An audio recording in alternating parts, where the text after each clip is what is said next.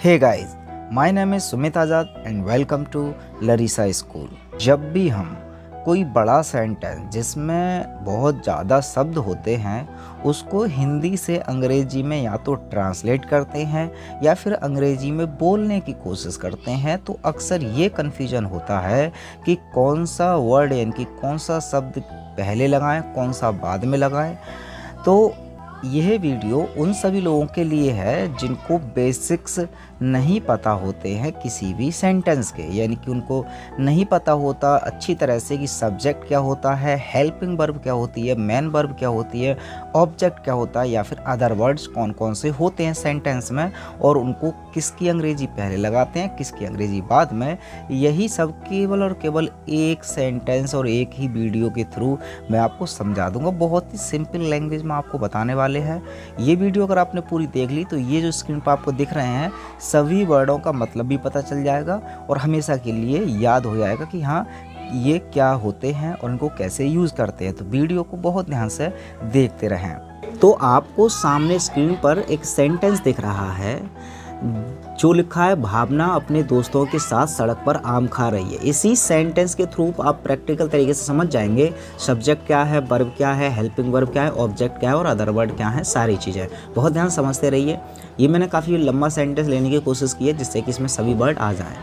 अब देखिए यहाँ पर भावना अपने दोस्तों के साथ सड़क पर आम खा रही है, तो यहाँ पर जो काम है मेन काम वो क्या हो रहा है, काम जो हो रहा है वो हो रहा है खाने का, यानी कि खा रही है।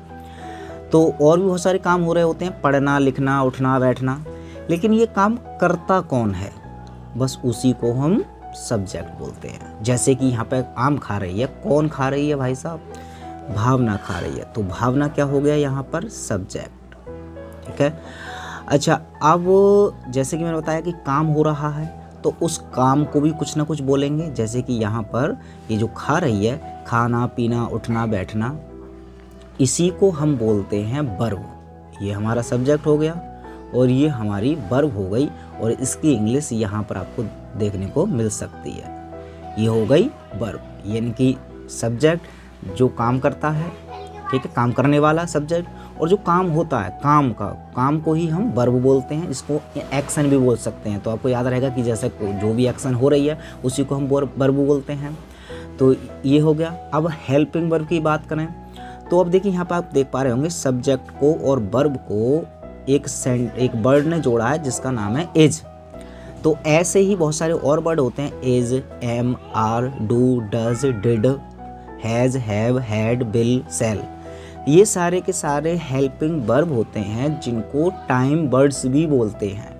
अब टाइम वर्ड्स इसलिए बोलते हैं क्योंकि ये टाइम बताते हैं। जैसे कि एज है यहाँ पर तो इसका मतलब पता चल रहा है कि ये प्रेजेंट की बात हो रही है। अगर बाज होता तो क्या बताता कि ये पास्ट की बात हो रही है, बिल होता तो क्या बताता कि फ्यूचर की बात हो रही है। तो इन हेल्पिंग वर्ब से हम ये समझ जाते हैं कि सेंटेंस में बात कब की हो रही है, आज की, कल की, परसों की, कब की। तो इसीलिए इनको हेल्पिंग वर्ब बोलते हैं। अब हेल्पिंग वर्ब हमेशा वर्ब से पहले ही आती है, कभी भी वर्ब के बाद नहीं लगानी है और सब्जेक्ट के बीच में। तो जो भी है आपको ये समझ में आ रहा होगा कि हाँ सब्जेक्ट काम करने वाला और जो काम होता है वो वर्ब, और काम के साथ जो सपोर्ट करती है, जो हेल्प करती है, उसी को हम हेल्पिंग वर्ब बोलते हैं। अब काम का संबंध जिससे होता है, जैसे कि यहाँ पे भावना खा रही है, क्या खा रही है, आम, तो आम क्या हो गया ऑब्जेक्ट। ऐसे ही किसान जोत रहा है, क्या जोत रहा है, खेत, तो खेत क्या हो गया ऑब्जेक्ट। मान के चलो लल्ला सिंह काट रहा है, अब क्या काट रहा है, पेड़, तो पेड़ क्या हो गया ऑब्जेक्ट। यानी कि जिसका संबंध वर्ब से नॉर्मली ज़्यादातर होता है, जिसके लिए काम किया जाता है, उसी को हम ऑब्जेक्ट बोलते हैं। तो याद रखना है नॉर्मली ऑब्जेक्ट वर्ब के पास में ही इंग्लिश में लगाना होता है। जैसे कि टेकिंग के जस्ट बाद मैंने मैंगो लगा दिया, यहाँ पर अपने या दोस्तों या सड़क की इंग्लिश नहीं लगाई। ठीक है, अब ये हो गया ऑब्जेक्ट यहाँ तक कि हमारा आम क्या हो गया ऑब्जेक्ट। तो समझते रहना, कोई ज़्यादा बड़ी बात नहीं है, बहुत सिंपल तरीके से आप समझ सकते हैं।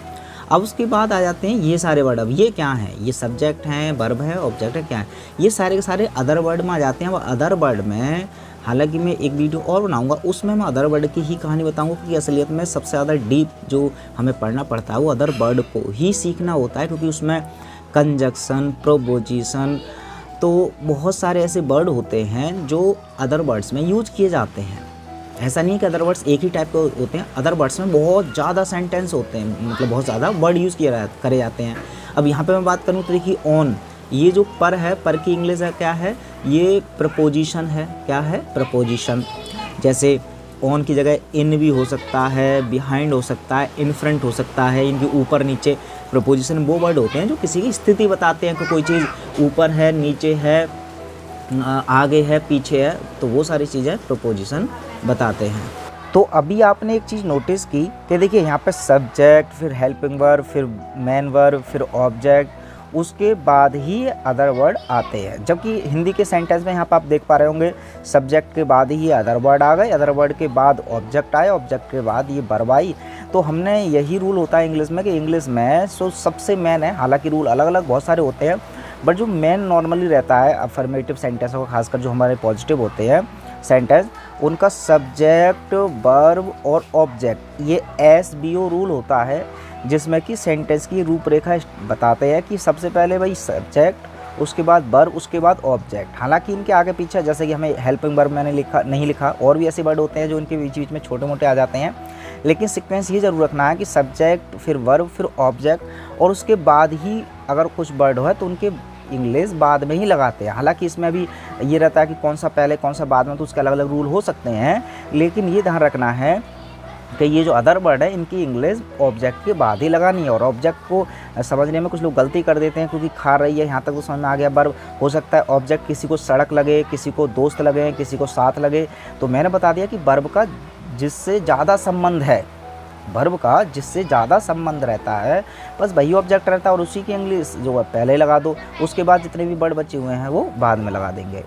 तो ये सारी चीज़ें रहती हैं बहुत सिंपल बेसिक की। तो आपको आई होप समझ में आ गया होगा एटलीस्ट सब्जेक्ट, वर्ब और ऑब्जेक्ट। अगली वीडियो में हम आपको हो सकता है बताएंगे कि ये जो अदर वर्ड है इनका क्या सीक्वेंस रहता है, कब इन, कब ऑन, कब द, कब नहीं लगाते हैं द, कब एन लगाते हैं, कब विद लगाते हैं, और कौन सा वर्ड आगे कौन सा वर्ड पीछे, ये सारी चीज़ें डीपली तरीके से बताएंगे अब अगली वीडियो में।